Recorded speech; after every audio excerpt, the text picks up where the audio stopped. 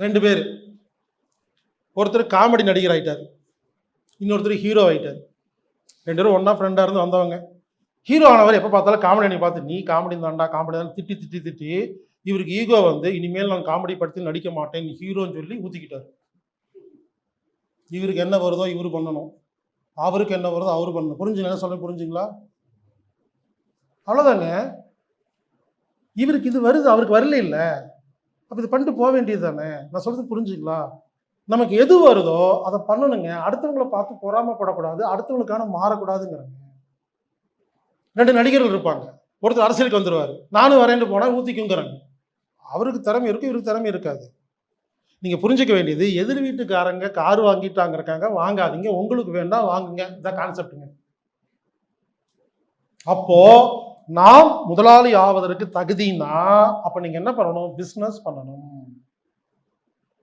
இல்ல நான் பிசினஸ் பண்ணி பார்த்தேன், மற்றவங்க பண்ற மாதிரி எனக்கு வரல, இங்க வராதுங்க. அது டிஃபால்ட்டுங்க. டிசைனே அப்படிதான் இருக்கு, ஏன் கஷ்டப்படுறீங்கன்னு கேட்குறேங்க. என் ஃப்ரெண்டு ஒருத்தருங்க, 400 ஒன்றா படித்தவங்க, வேலைக்கு போவார், சம்பாதிப்பார். 2 லட்சம் கையில் வந்துச்சுன்னா அவருக்கு அப்படியே வேலைக்கு போக மாட்டார், உடனே பிஸ்னஸ் பண்ணுவார். ஒரே வருஷம்தான் ஊற்றிக்கும், மறுபடியும் வேலை. நாங்கள் ஒவ்வொருத்தரையும் ஃப்ரெண்டை பார்க்கும்போது இப்போ என்னடா வேலைக்கு போகிறேன்னு கேட்போம், இப்போ என்னடா பிஸ்னஸ் பண்ணுறேன்னு கேட்போம். அப்படி தான் இப்பவும் கேட்டு தான் இருக்கும். இன்னும் அதே இடத்துல தாங்க இருக்கிறாரு. இப்போ அதே மாதிரி முதல்ல போகும்போது சம்பளம் வாங்கினேன், இதே சம்பளம் தான் இப்போ, பெருசால இன்க்ரிமெண்ட் இல்லை. ஏன்னா மாறி மாறி போயிட்டு இருக்காரு. அப்போ புரிஞ்சுக்கணும், என்ன புரிஞ்சுக்கணும்? நமக்கு பிஸ்னஸ் வரல, அதுக்கு ஒரு தனி மூளை வேணுங்க. அடிகள் சொல்ற மாதிரி அது தனி மூளை வேணுங்க. அது வரலன்னா விட்டுருங்கிறங்க.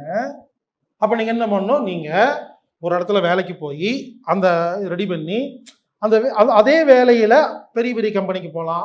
அப்படி இம்ப்ரூவ்மெண்ட் பண்ணுறதுக்கு மட்டும் வாழ்நாள் ஃபுல்லாக யோசிங்கிறேன்.